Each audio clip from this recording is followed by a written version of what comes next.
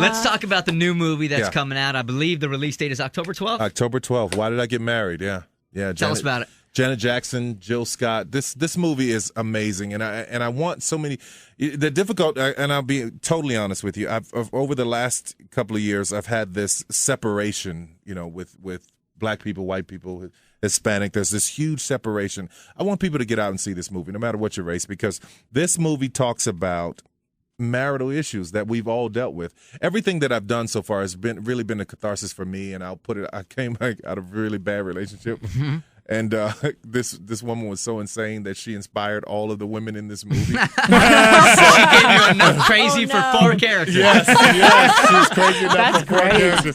So, do you think, because that's a special kind of special. Oh, yeah. Like the Jane in the Maroon 5 CD, songs about where every song is about that crazy ex-girlfriend. Yeah. Like, if you got one song, you're cool. If you got a whole movie or a whole CD. I wish I could tell you who she is. God, I wish I could. She knows. That's all that matters. Right. Yeah, I'll tell you off the air. But she was so insane that this movie came to me. I wrote it as a play first and then the movie version. And it's an amazing movie about it. People see the title and go, why did I get married? Why? What's that about? But I think everybody who's ever been married, ever been in a relationship, has asked themselves, why am I with you? Mm-hmm. And the greatest thing that came out of it for me was I asked this question is, if I were a whole person, would I choose you? Man, that's such a great line. Isn't that something? If I were whole, would I choose this person? So it's about forgiveness in relationships. It's about infidelity and moving on and getting past it and just everything that people go through in marriage. Wouldn't some say that there really is nothing, there's no such thing as a completely whole person, and that you look for the person that you're going to be with forever to kind of fill the gaps, fill that wholeness? I've heard that said. I don't necessarily believe you don't buy that. Into it? No, because I think that people, I don't know if you'll ever be completely 100% whole, but you have to be whole enough to have a person in your life who may not be as whole as you are, but the two of you can work together to make your union whole. But the two, I think people are separate individuals and they always have issues. Yeah, absolutely. Mm-hmm. And you said before that there seemed to be some separatism with your audiences before, and this is not the case with this one. Everybody, come on out, everybody's going to get it. Yeah, I absolutely believe that no matter who you are, because there's always this resistance if for some reason, if there's a movie with all black people that people think it's a black movie. but this movie is so universal and it talks about so many different issues across the board. It's just going to be amazing. I want to know about working with Janet Jackson. Yeah. How was she? You know what? I didn't want to work with her, honestly. When the opportunity came, I was like, Janet, nah, man. only because that's how you know you've arrived. You can no.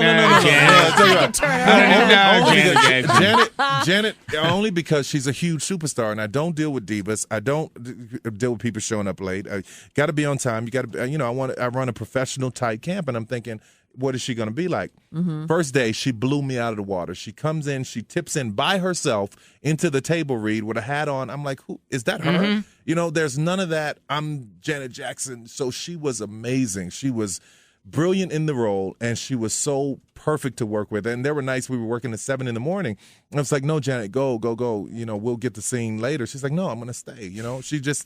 I love her, man. I was a fan before, but didn't want to work with her.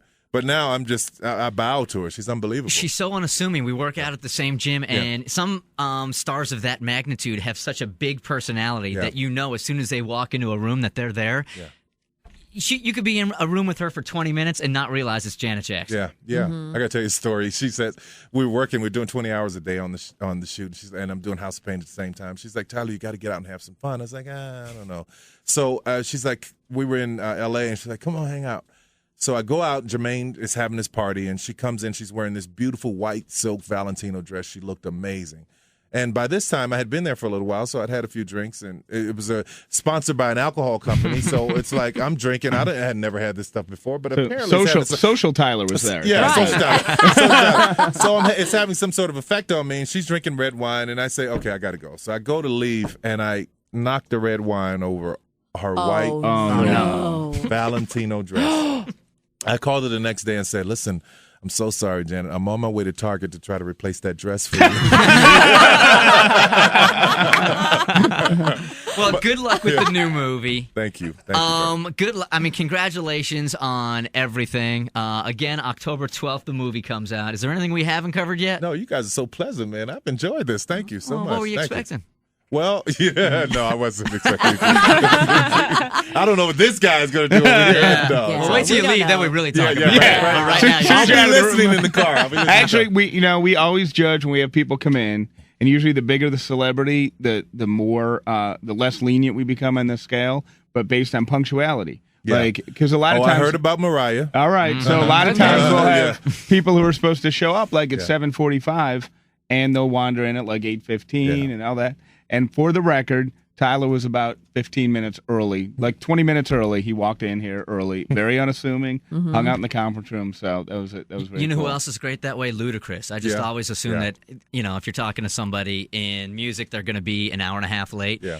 We had a 5:45 interview scheduled, 5:45 in the morning, and he was out in Los Angeles.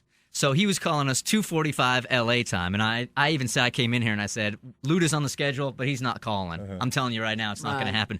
5:45 right on the dot. Luda There's was leaving the club. That's why. Yeah. I'm walking out of the club now. Hey, bro, what's going on?